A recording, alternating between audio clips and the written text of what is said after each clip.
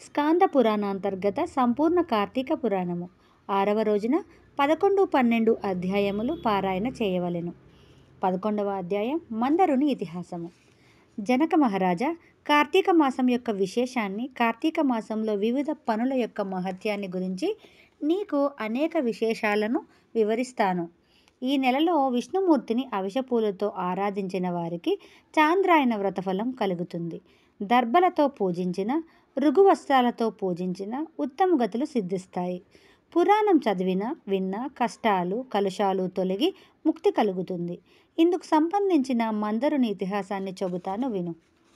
పూర్వకాలంలో మందరుడనే విప్రుడుండేవాడు. అతడు పూజలకు, వైదిక ధర్మాచారాలకు దూరుడై పరుల ఇళ్లలో సేవలు చేస్తూ సమస్త దుర్వ్యసనాలతో జీవిస్తుండేవాడు. అతని భార్య సుగుణవతి, పతిభక్తి గల ఇల్లాలు.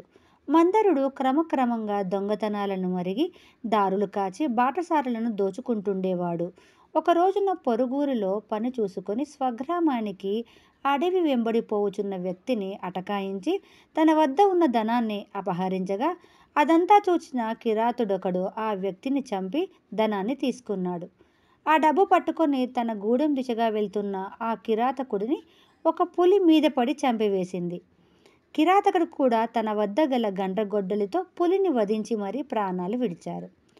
ధనాశ కారణంగా వారంతా మరణించారు.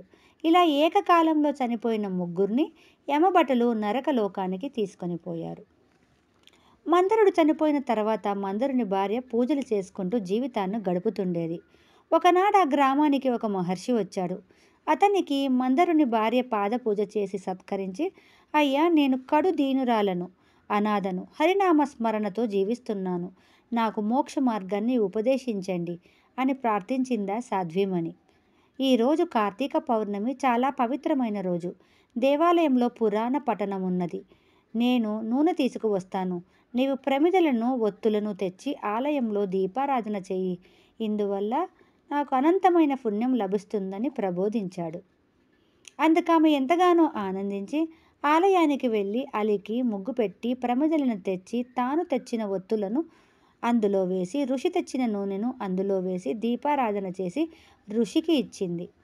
అటుపై ఇంటింటికి వెళ్ళి పురాణ పఠనం జరుగుతున్నది, రావలసిందని పిలిచింది. అందరితో కూడి ఆమె ఆ రాత్రి పురాణాన్ని విన్నది. మరికొంతకాలానికి ఆమె ఆయువు తీరి మరణించింది. విష్ణుభటులు వచ్చి ఆమెను పుష్పక విమానంలో ఎక్కించుకొని విష్ణులోకానికి బయలుదేరారు.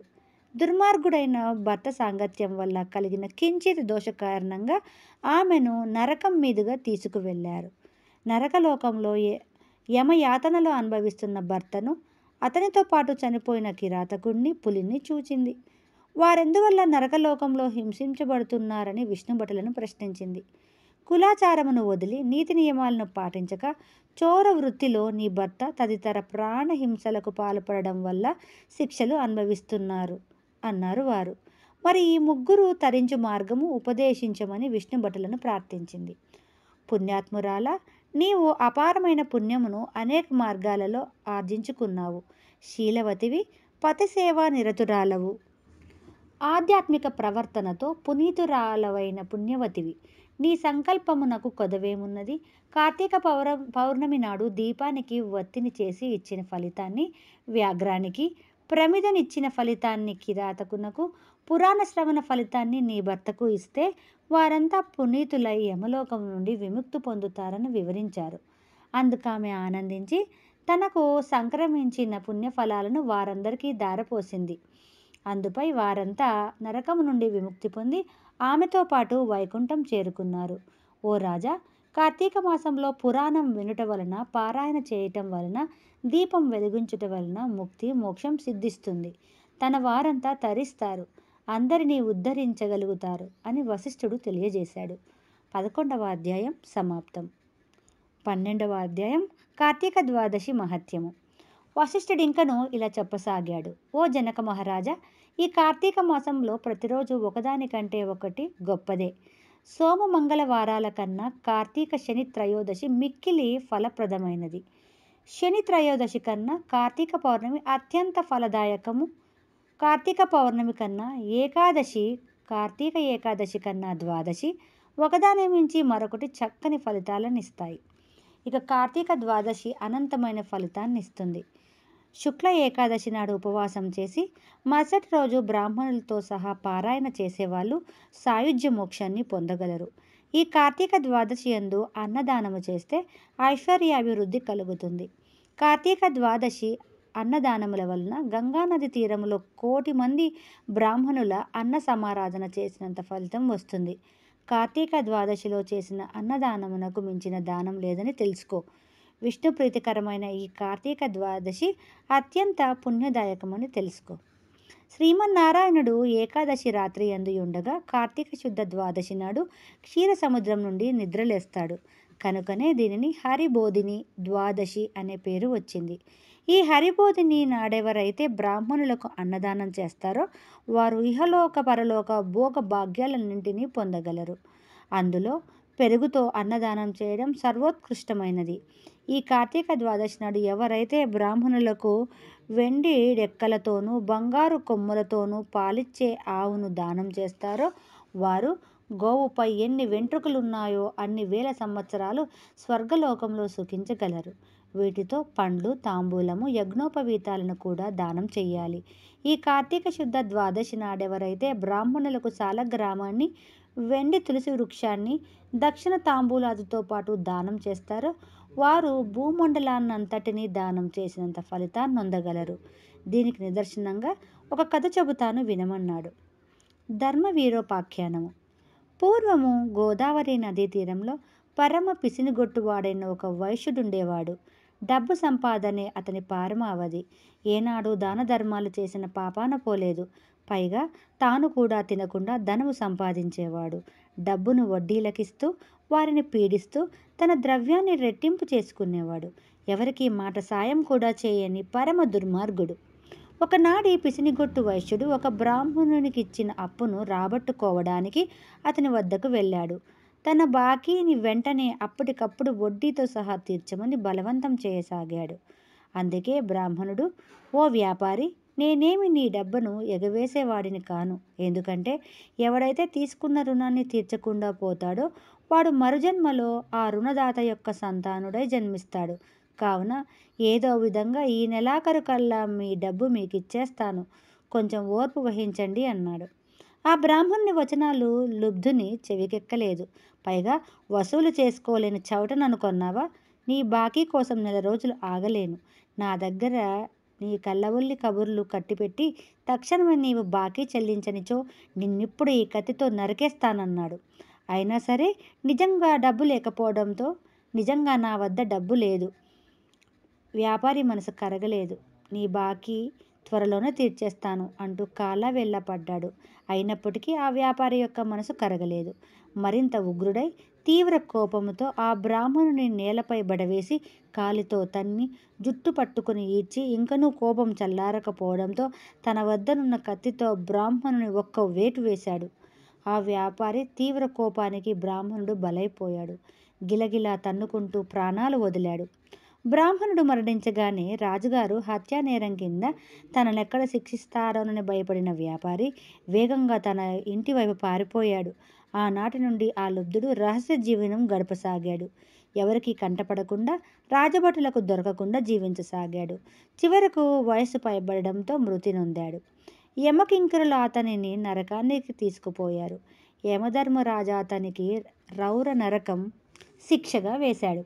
యమదూతలు అతనిని తీసుకొని పోయి రౌరవ నరక శిక్షను అమలు చేయసాగారు. ఇక అతని కుమారుడైన ధర్మవీరుడు తన తండ్రి అన్యాయార్జితముగా ఇచ్చిన అపార సంపదలతో 10 మందికి సేవ చేసి మహాదాతగాను పరోపకారినిగా పేరు గడించాడు. ప్రజాశ్రేయస్సే పరమావధిగా చెరువులు, నూతులు త్రవ్వించాడు. విశ్రాంతి మందిరాలు నెలకొల్పాడు. పూజలు పునస్కారాలు చేస్తూ బీదా బిక్కికి అన్నదానాలు చేశాడు. పిత్రార్జితమైన ధనరాశులతో యజ్ఞయాగాది క్రతువులను నిర్వహించాడు.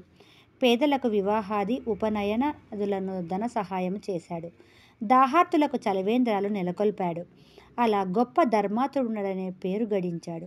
ఒకనాడు దేవర్షియు త్రిలోచ సంచారియగును నారదుడు లోక సంచారము చేస్తూ ధర్మవీరుని వద్దకు రావటం జరిగింది. ధర్మవీరుడు నారదుని చూసి ఎదురేగి ఉచితాసనముపై కూర్చుండ నియోగించి భక్తి ప్రపత్తులతో ఆర్ఘ్యపాద్యాదులను సంగి సత్కరించి, ఓ దేవర్షి, మీరు ఈ భూమండలానికి రావడం, అందులోనూ నా ఇంటికి వచ్చి నన్ను ధన్యుణ్ణి చేయడంలో గల కారణమేమి? ఓ నారద మహర్షి, మీరు దైవాంశ సంభూతులు. మీ దాసుడినైనా నన్నేమి చేయమంటారు?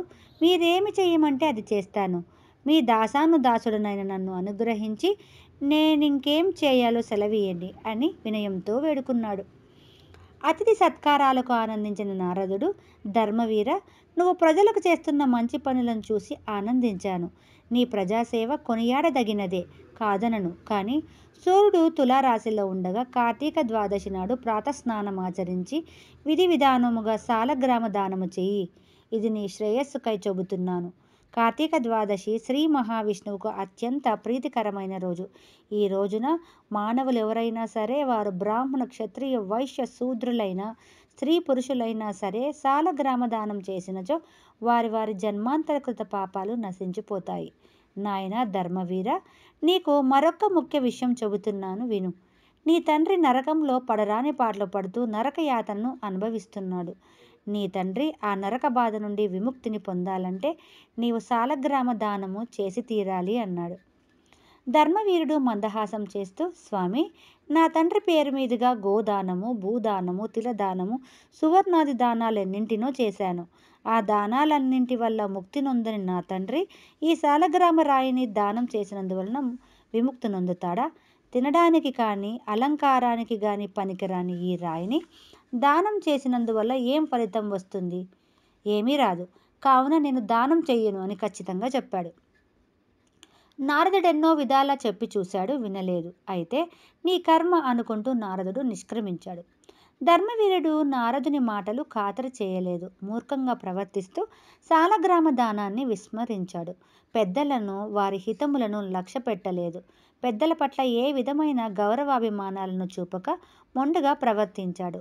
తత్ఫలితంగా నరక ప్రాప్తి నొందాడు. అటు పిమ్మట ముమ్మారు పులిగాను, ముమ్మారు కోతిగాను, 5 మార్లు ఆబోతుగాను, 10 మార్లు స్త్రీగాను జన్మించి వైధవ్య పీడను కూడా అనుభవించాడు. తర్వాత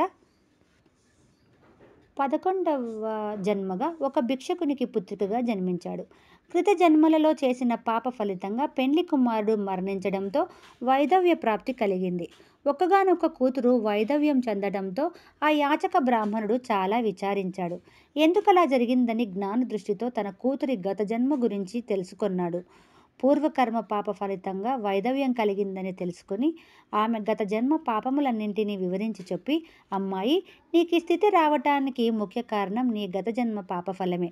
కావున నీవు కార్తీక సోమవారం నాడు శీఘ్రమే సాలగ్రామ దానం చేయవలసి ఉంటుంది అని చెప్పి ఆమెచే వేదోక్త ప్రకారంగా కార్తీక సోమవారం నాడు జన్మ జన్మార్జిత పాపనాశనమైన సాలగ్రామ దానాన్ని చేయించాడు.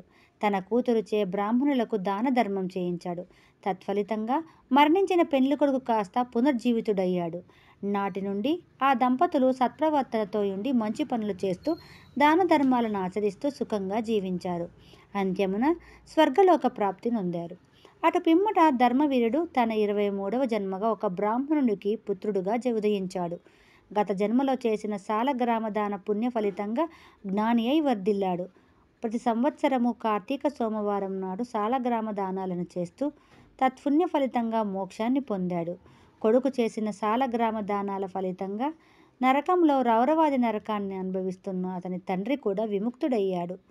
కావున జనక మహారాజా, సాలగ్రామ దానము వలన జీవుడు జన్మ జన్మాల పాపముల నుండి విముక్తుడై మోక్ష ప్రాప్తి నొందుతాడు.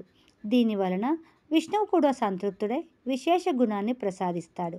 ఇదే సత్యము, నిత్యము. కార్తీక మాసంలో సోమవారం నాడు సాలగ్రామ దానం చేయటం అత్యంత మహోన్నతమైన పాప ప్రాయశ్చిత్తము. దీని వలన సర్వ పాపములు హరించిపోతాయి. శ్రీ మహావిష్ణువు సంతోషించి మోక్ష ప్రాప్తిని అనుగ్రహిస్తాడు అని వివరించాడు. ఇది శ్రీ స్కాంద పురాణ అంతర్గత కార్తీక మహత్యము 12వ అధ్యాయము సంపూర్ణం.